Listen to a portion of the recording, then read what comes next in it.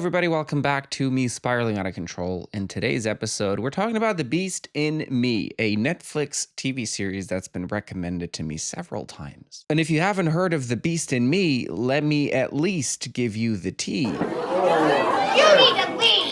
Author Aggie Wiggs, grieving the loss of her son, finds new purpose unraveling the mystery behind neighbor Niall Jarvis's vanished wife and his suspicious dealings. And although it is Netflix, it stars Claire Danes and Matthew Rhys in the main roles. And what I got was exactly that, a story that felt like Netflix with a casting that felt like serious TV. The reviews say that it is good, but my viewing experience says that it is not. Like someone half wrote this, or they started writing this seriously, and then halfway through, they're just like, you know what, let's be reckless instead. And then, of course, the pièce de résistance of the entire series, Claire Danes' face. Her face was working overtime. Everyone around here having little conversations. Miss Claire Danes is doing fucking sprints around everyone. There's some twists and some turns-ish. The story has good bones. You know, it has a good, solid foundation that leaves you intrigued.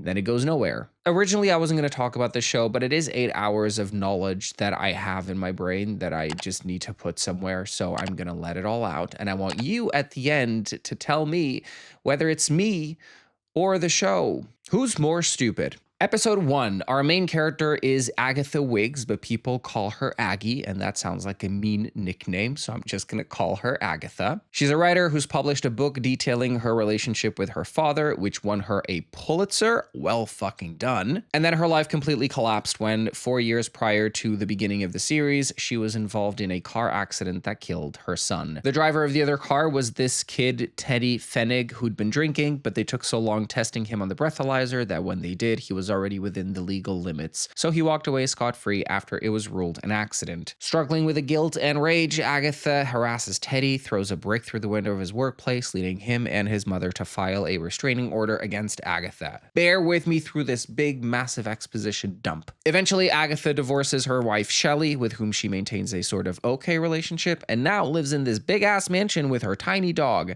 Just imagine all those rooms, all that dust collecting, and you just have to clean every day. And then Niall Jarvis moves into the neighborhood. Niall Jarvis is the son of a real estate magnate with whom he co-owns a firm. Now, when we talk about unique evils in the world, we will always have to name in the top 3 of them all real estate people. Okay, those are some real evil people. Prison evil.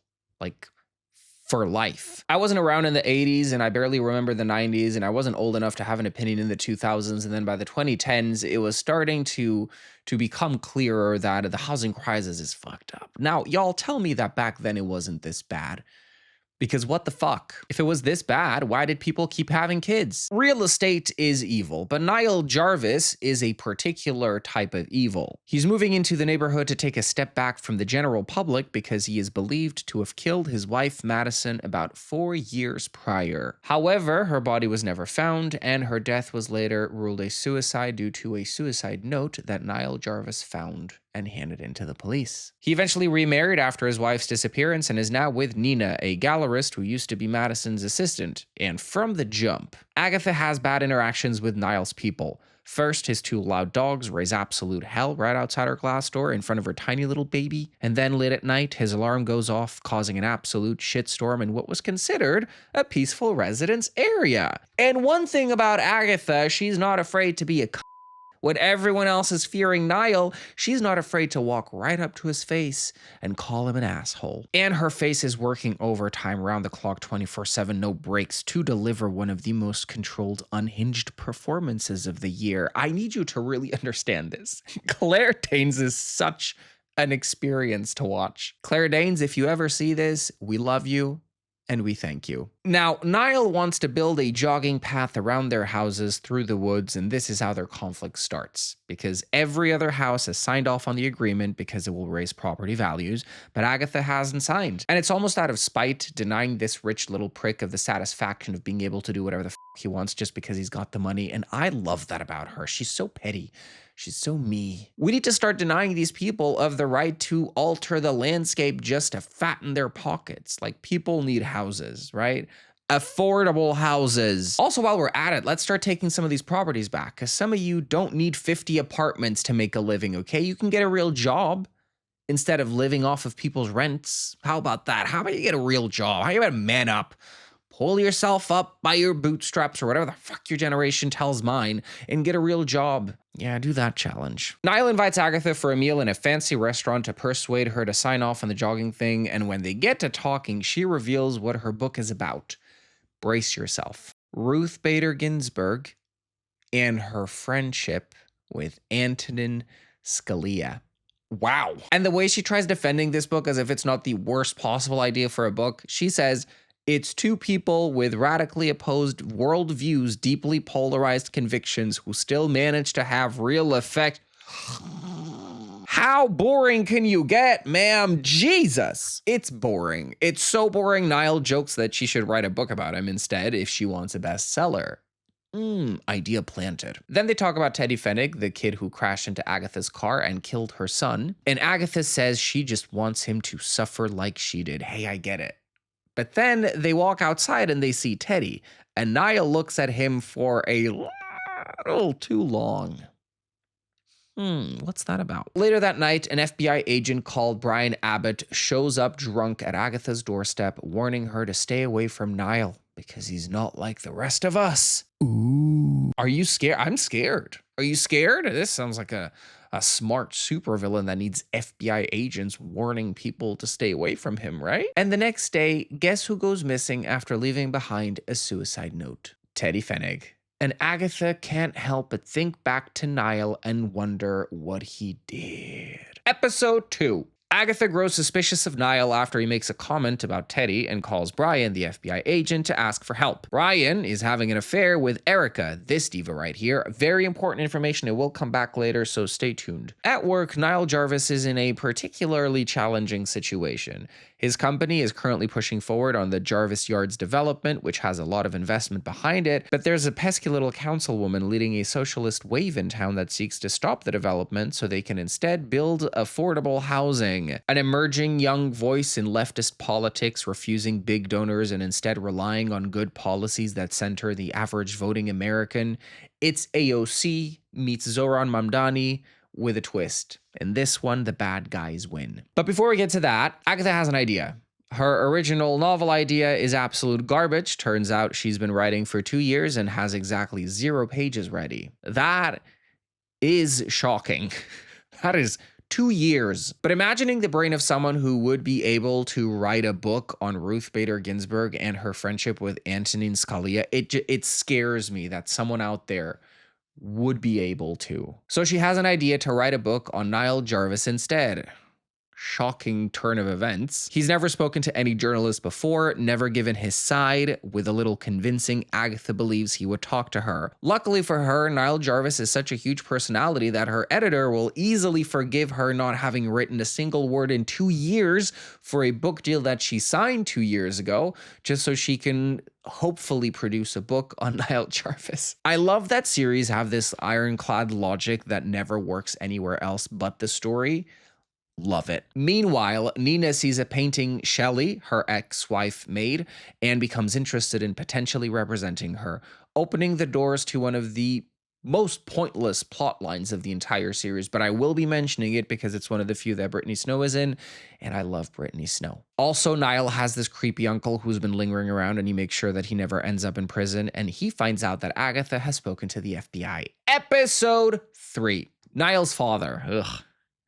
I'm grossed out. Niall's father, Martin, is played by this man. You may recognize him from Breaking Bad and Better Call Saul. Now, when we talk about rich, powerful men, we always have to talk about their innate desire to leave offspring on the planet. They live to build a legacy, and they must leave it to someone. Well, Martin had Niall and another son, who unfortunately died young from an OD, and Niall doesn't want to have any kids, so Martin, at the big age of 70,000, got together with a younger woman and had 2 more brats.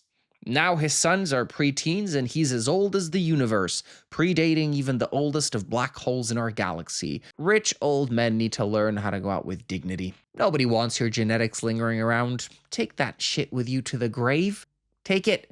Shoo. Anyway, things at work are not good. The councilwoman is proving more challenging than they thought as it goes, and people start switching on them. Agatha's convinced that Niall had something to do with Teddy's disappearance, so she talks to Brian again. But Brian tells her that Niall is not even being investigated. In fact, Brian should have never reached out to her in the first place because he was just being crazy. But Agatha suggests that with her help, they can get some hard evidence that proves that Niall murdered his wife and also murdered Teddy. And we get this fuck-ass line. She says, when he goes to take a pee or a call or something. When he goes to take a pee or... To take a pee. Netflix.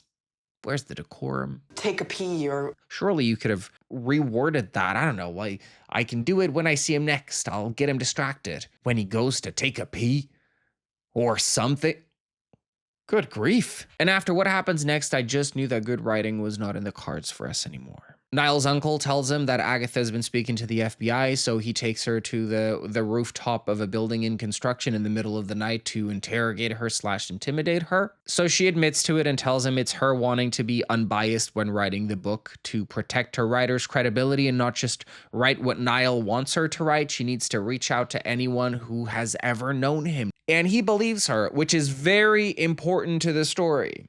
It shows us that Niall's a idiot. But it doesn't matter how stupid he is, because the faces on Claire Danes' face, truly the top acting contender of next year's awards season. Every second on Earth is 10,000 seconds on her face. In fact, rumor has it this was the performance carrying the actors' union while they were striking. Yeah. Then several things happen. Brian breaks into Niall's home while everyone is at a birthday party to look for some evidence. Niall and his father find out the entire board is turning on them and joining Benitez. And Agatha throws a tantrum when she finds out Nina wants to help Shelley put on a big exhibition. Because Agatha is a baby. Episode 4. Brian reaches out to some real shady people to get whatever he got from Niall's home decrypted, and this shady organization is spearheaded by none other than disillusioned Raven-Symoné, who I can only assume divorced her wife and stopped doing that podcast. While that is happening, and it does take its time, Shelley tells Agatha she's responsible for Teddy's death for never allowing him to forgive himself, and now she won't even allow Shelley to express her grief through art. And that's tea, actually. But it's times like these, seeing a lesbian fail so dramatically, that I like to think back to the wise words of Hannah Montana. Everybody makes mistakes. Everybody has those days. 1, 2, 3, 4. Agatha then meets Madison's parents, who surprisingly have nothing bad to say about Niall. In fact, they worship him. Boy, oh boy, do they love Niall and kiss the floor he walks on. It's creepy, but it's enough to start swaying her opinion of him. If up until this point she was convinced he had something to do with his wife's disappearance, now she's starting to see him as maybe a misunderstood guy. Agatha's just got the perception of a rat. Back with Brian, and they found something. The live feed showing Teddy chained up somewhere, ISIS style. Twist, he's alive. He's been alive this entire time. But why? Like, why? We're assuming that Niall is the one who kidnapped him after talking to Agatha and seeing how much she wanted him to hurt. But why did he do that? That was before she ever suggested writing a book on him. That was when he was just trying to convince her to sign off on the plans to make that jogging path. So why was Niall kidnapped? Must be something else, right? Because it wouldn't make sense for it to have been Niall, right? Good. I'm glad we agree. To keep Agatha safe, Brian tells her they found nothing. He then spies on Niall, who makes a proposal to Benitez, which she refuses. He then confronts Niall, only to get overpowered, and in a fit of seeming blind rage, Niall beats Brian to death with his gun. So just a recap, a trained, armed FBI officer caught a real estate rich prick by surprise with a gun, and then got himself beaten to death. Yep. Episode 5, and by now we're in deep need of some thrills. Tough titties. Agatha and Niall have a conversation over drinks, and it's all friendly because it's all about his in-laws and how much they love Niall. One of those moments where our two protagonists, both sides of the coin, interact. This is what the show is all about. And boy, do they deliver. Matthew Rhys half drunk staring into nothing. Claire Danes powering the entire grid with her face. And then we got something truly terrifying. Something that sent shivers down my spine. Someone vaping. It's official. They've brought vaping into our screens. You know, I thought it was just baddies and maybe the occasional Housewives reality show, but no, they brought it officially into fiction, live action, TV stuff. Oh God, not vaping. Bring back elegant smoking. Who, that guy? Oh, that's just a plan that Niall's uncle put in place to plant a spy in the middle of protesters to make it seem like the protest is violent. You may be familiar with this tactic from the United States government and their big daddy Israel, and it works. Just as Benitez is giving one of her speeches, a riot breaks out. While that was happening, Niall got rid of the car at a dump site with Brian's body in the trunk of the vehicle. And Agatha finds out too little too late when she apologizes to Shelley for her shitty behavior that sometimes apologies are not needed or wanted or welcome. But enough of her personal life crumbling. She gets a call from Madison's brother, who has a different opinion of Niall than his parents. See, all their money is tied up to Jarvis Yards. So something to do with the investment, and money fell through and they had to cover the shortfall. So now they have no choice but to believe that Niall is innocent because all their money is tied up to their project. But her brother says that she wasn't suicidal when she supposedly took her own life. She had been in the past, but not at the time. He also gives Agatha her personal notebook, saying that if she's going to write about Madison, she may as well get to know her a little bit better. And that's enough for Agatha to realize that the note Madison left was actually ripped from her notebook and written years before she died. So she texts Brian that he killed her and that she needs to talk to him straight away, and guess who has Brian's phone? Yeah, none other than Niall Jarvis, who just got rid of Brian's body and is now getting rid of his phone, saw the message and now knows that Agatha's on to him. Finally, some excitement. Episode 6. Niall visits Teddy and asks him what he's supposed to do with him. Dunno, Niall. Why did you take him in the first place? That's what I want to know. Agatha cranks up her efforts to find Brian and manages to break into his home. She finds bloody gauze and goes through his things, but Erica, the FBI agent, shows up. Remember Erica? She's both investigating the disappearance of her colleague, friend, and lover, Brian, and also working for the Jarvis family because they're blackmailing her. They join forces and discover Teddy's feed, and Agatha tells her all about Madison's suicide note and how it was faked. Meanwhile, Anina finds out she's pregnant. Problem is, Niall doesn't want any kids. The one narcissistic asshole in the entire world that doesn't want to leave his legacy to anyone, I guess. Then Niall's father makes the same proposal to the councilwoman, except this time she has no more leverage and takes the deal. It's all about developing affordable housing elsewhere, and, you know, as we can see, the powerful millionaire cabal always gets what they want because they have money, power, and resources to manipulate public perception. Isn't it fun that when you start questioning the establishment, you start realizing the truth? Nothing is worth it. We should all just die. Niall visits Agatha and does the intimidation game. You know, come with me. I want to show you something somewhere remote, just you and me. And Agatha stumbles her way out of that situation and runs back to her home where, horrified, she discovers Teddy in her son's room, chained up and dead. But my favorite part is when she walks into her house and finds the first draft of the book she's been writing, and it's called The Beast and Me, and she finds the title changed to The Beast in Me. They did it. They did the thing. Episode 7. Plot twist time. What really happened to Madison? We take a trip to the past, and the FBI was about to make a bust on some shady investments the Jarvis were receiving for their developments. And the bust was only possible due to insider trading. Someone on the inside is leaking information to the FBI. And it's an ugly confrontation that interrupts a gallery event Madison was hosting. But as things twist and turn themselves, the information the FBI had was only enough to arrest one man, and the Jarvis make him an offer.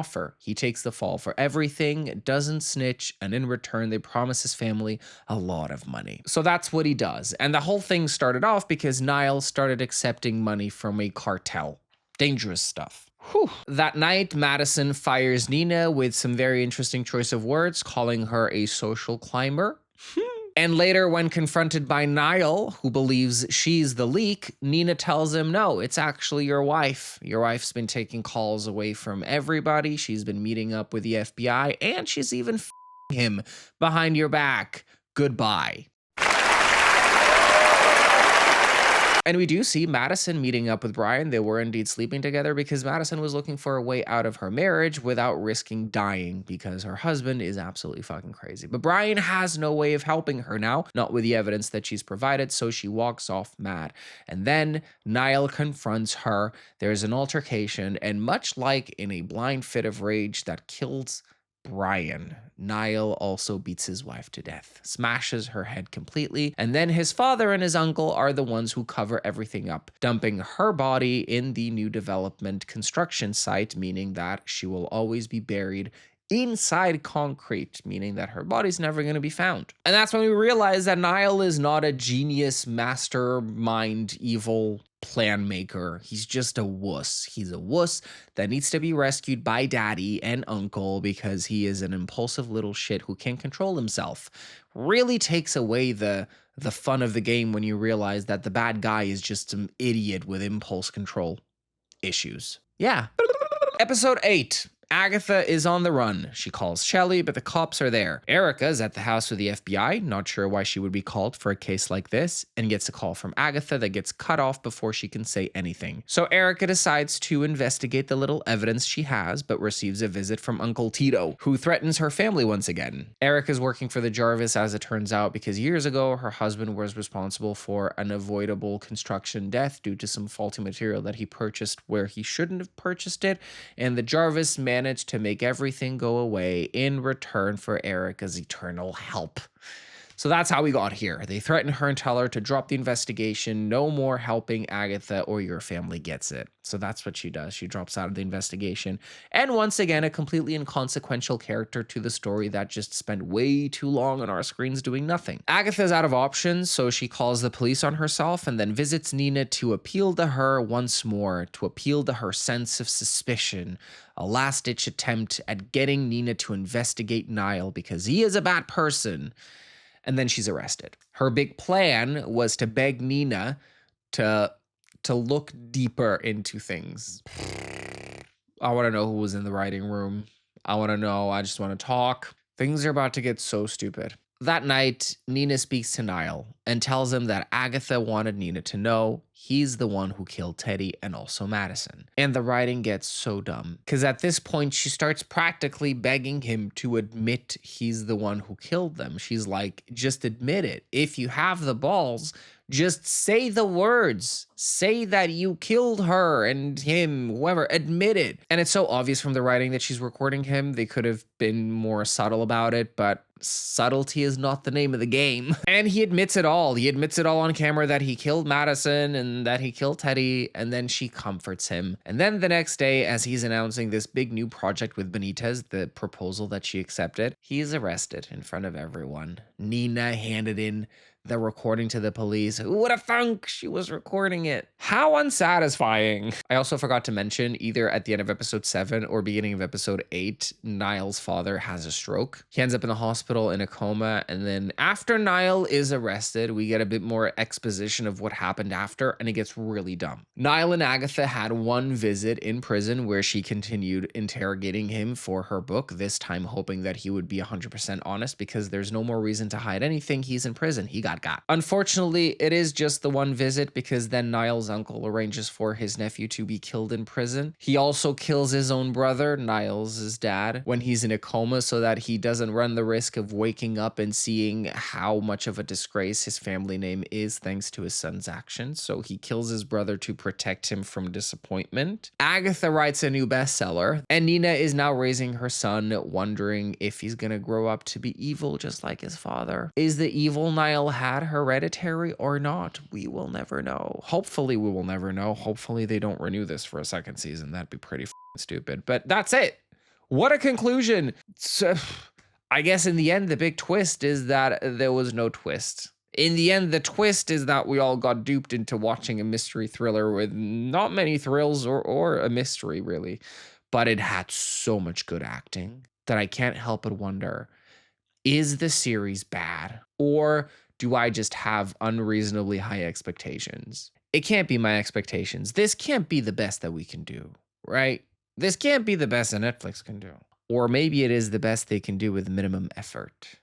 And that, my friends, is the beast in me. Netflix's latest waste of time. And that's it for today. Thank you so much for tuning in, guys. If you like this video, make sure to leave a like down below. Subscribe to my channel if you haven't already so I can keep bringing you guys recaps. Also, follow me on my socials. They're all linked down below. I keep seeing a few of you trickle down from here to there, so keep on coming.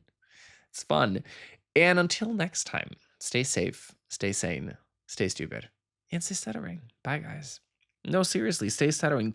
Stay stuttering.